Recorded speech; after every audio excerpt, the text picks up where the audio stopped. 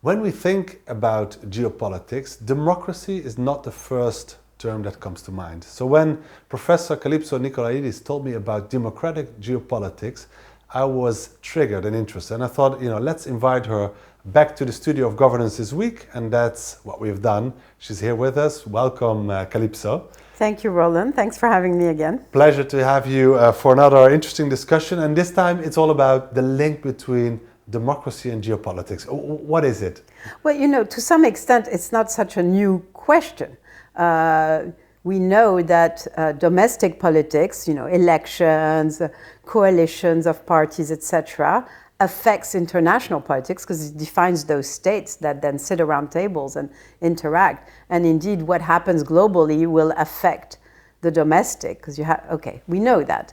But what I've been trying to say in my work recently is that it seems that the quality of democracies and what they are trying to do, or the backslidings of democracy, affects geopolitics in complex ways, and vice versa.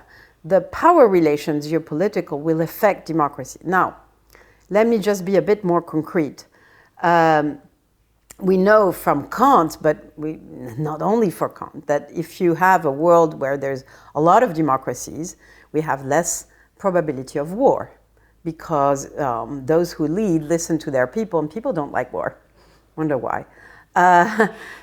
So that's kind of a given, very debated, but very much intuitive. At the same time, the question is, what determines that countries are democratic? Well, yes, there is what happens domestically, and whether you have people who might be so unhappy with what's going on that they'd rather have an authoritarian leader. I'm not talking about Orban or Trump, no. Mm-hmm. But the point is, democracies evolve, and then the question is whether the other countries and the system, the international system, will affect democracy and the qualities of democracy, because they empower, they give arguments to certain actors. So, if Taiwan has elections very recently, and you have what we see as the result is very much enhanced democracy. The candidate that was very pro-democracy won, in part because the people of Taiwan were looking at China, were looking at the geopolitics and asking, what is the road, the path we want to take vis-a-vis China? So this geopolitical game affected the democratic quality of Taiwan. And we could take many other examples where the geopolitics will affect the democracy. The kind of cooperation. So if you have cooperation that asks people to make some hard choices about who is going to suffer, say in climate, who's going to pay for the transition, well, this will affect different groups differently. And if the losers realize that cooperation doesn't work for them, they might revolt against this kind of geopolitics where other states tell them what to do. And so we have all of these complex dynamics, and we see that if states, if democracy are not good enough to organize themselves so they cushion the geopolitical risks, costs, etc., they are themselves increasing their own vulnerability. So there's a whole big complex interaction, and I think that's something we need to pay attention to. Yeah. And can we take that then to specifically the European level? How does that apply? Well, indeed, that's a question for us. You may say that, well, Europe has now been calling itself a geopolitical Europe, and we ask, what does it mean? Okay, it means that it will do more defense and spend more money on defense. It means that it will get involved in conflict. Well, it has done that in the past, but it has done it with missions. Now it's providing armament, even though it's under a peace facility. So it is. So at one level, you can say, well, if you become a more geopolitical Europe, then probably maybe there are costs in terms of democracy, because, well, maybe we need to close our eyes to what Orban is doing in Hungary to help him to acquiesce or to make sure he'll acquiesce to what we do with Ukraine. So maybe we'll cut corners on democracy. But I like to think and argue the other way around, that actually Europe's power is very linked to the democratic quality of its governance. Because, and I call this citizen power Europe, because then it will, for many reasons. One reason is that if Europe can really benefit from the collective intelligence and energies of its civil societies, of its organizations, in political organizations, in all of its social fabric, it will be stronger internationally, and it will be more credible in trying to uphold a system where we do have a competition between democracies and authoritarian regimes. It's not as binary as we would like to think, but nevertheless, it's only by deepening its own democratic quality that Europe can call itself a citizen power Europe in the world. So let's dissect Europe for a moment, right? We have Europe as a continent, we have the European Union, we have member states of the European Union, and there are different levels there, right? And in fact, in June, the European elections are upcoming, right? One of the, an election where voters come out less to vote, unfortunately, compared to national elections. Could you say something about that part of, Europe as a union, a joint project, and also the single member states who, of course, also have their role on the global stage? Well, right. I mean, Europe is a very, very complex democratic animal, which in the last few years has been trying to combine different modes. So there is this European Parliament elected directly by European citizens, but with the caveat that, as everybody can see, it turns out to be a series of 27 national elections, because mostly it's discussions about domestic issues. But we say that, but on the other hand, increasingly the voters in Europe can see that whether it's collective debt, whether it's a war that we're waging together through Ukraine, whether it's fighting climate or fighting the pandemic together, there is an understanding among the electorate in Europe that for many global challenges, you need to have European solutions. That's really happening. But at the same time, this electorate doesn't want everything to be decided in Brussels. So it's a very complex, unstable equilibrium. We will see. It's going to be very exciting in these elections to see where the chips fall and whether, as many predict, the extreme right is going to gain, which is often not questioning directly the existence of the EU, but very much questioning its increased power. So there's a very big game that is being played here. I think the EU needs to reassure its electorate that actually, yes, if we need increased power for the EU, whether it's to procure a vaccine or to procure armaments for Ukraine. But at the same time, that increased power, the more you increase those powers, the more you increase the power of citizens to control that power. It's the two go together. And that can be done in various ways through governments and national parliaments, yes, but also through, as you know very well, Roland, here at the School of Transnational Governance, through what I believe is very important, citizens' assemblies, citizens' initiatives, petitions, many different forms of participatory democracy. All of this together needs to convince citizens when they vote for the European Parliament that they'll vote yes for the Parliament, but overall for a system that is also much more transparent, often more transparent than the member state. And if you let me add, I did a report very recently with CEPS, and we have my dear colleague Andrea Renda here, who heads CEPS, and we've been pushing this report, which is called The Radicality of Sunlight, where we argue that transparency, empowerment, integrity, all of these good things, they're in our reach, and that's what these elections kind of are about. It's of course difficult to make predictions about elections, but is there something you can say about how the outcome of the elections and what happens next, the formation of a new commission, how that could affect Europe's role on the global stage? It's a difficult question because it's hard to find a direct link. Of course, one element of this complex puzzle is how much people will vote, because the more they vote, the more it will give credibility to the EU when the EU speaks as the EU to leaders around the world. Secondly, the extent to which this parliament will be conflictual, whether there will be enough of a majority to decide on the big challenges of the day. Thirdly, who is going to lead the Commission?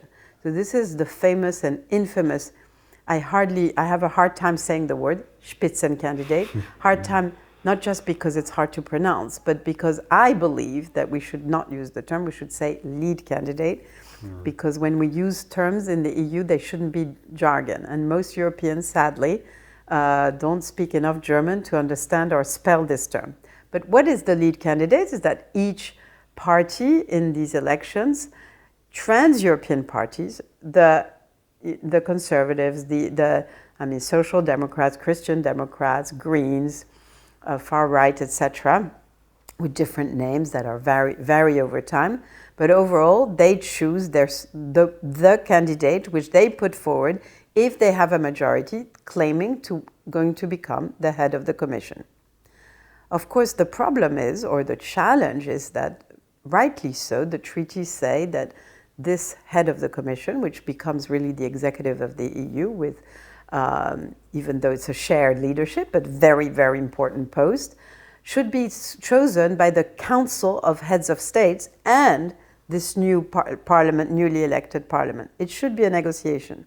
And we don't know to this day how this negotiation is going to be managed. Last time around, it was, in the end, just Ursula von der Leyen was decided by the member states, by the heads of states. This time around,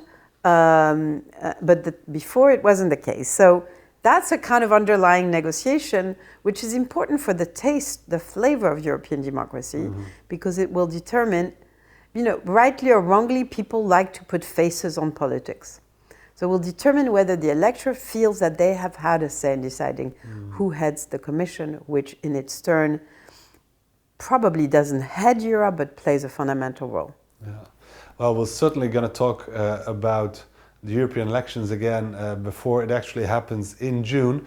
I would actually also like to ask you about a completely different side of this story, and that is the fact, of course, that Europe, when it goes out there on a global stage, it does not only deal with other democracies. Think about China, a key player on the global stage. Think about Russia, which is waging war in Ukraine. What does that mean for Europe to actually go out there and confront itself with powers which are not democracies? Well, it does mean absolutely. And earlier when we were talking about democratic geopolitics, the chess game in the international system is indeed between countries with very, very different political systems. And there is a sense that if you're a democracy, you're more transparent. You can't make decisions so fast because everybody has to be consulted and all the rest of it.